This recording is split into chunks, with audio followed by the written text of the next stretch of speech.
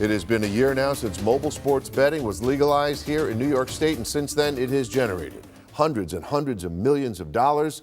Now state leaders are looking at the pros, also the cons of it. Join Your Side's Danielle Church breaks down today's big discussion in Albany.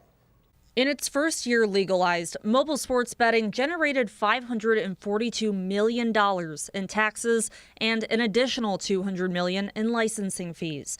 Most of that will go to the state's education system, but $6 million will go to gambling education and treatment, while $5 million will be distributed to youth sports activities. And what I marveled at was the fact that we did these numbers, these record-setting number one in the nation kind of numbers within the first year, and with only 9 operators. The Gaming Commission executive director says there have been 3.8 million accounts created and more than 1.2 billion transactions. That's the good news. Here's the bad news. We do not believe that this level of economic success is sustainable with the current tax rate of 51%.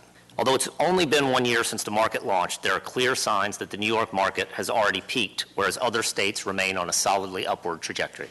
FanDuel president Christian Ganetsky says there needs to be a more competitive market in the state, especially with surrounding states offering lower tax rates. New York has the highest tax rate for mobile sports betting, while the average across the country is 13%.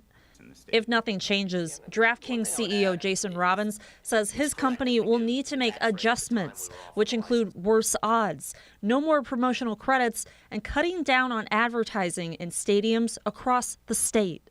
If DraftKings is forced to offer worse odds and very limited promotions and advertising, it will be extremely challenging for us to compete with the illegal market. We cannot go back to our constituency and say we just did something that's going to reduce revenue as well as educational funds.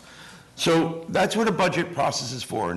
Some propose New York State should consider making iGaming or online gaming legal to help bring in more revenue. Almost every state surrounding New York has added or paired internet online gaming to its sports betting program. Together, those markets in 2022, just from those 3 states, grew 51% in total. It's growth you can hardly find anywhere else.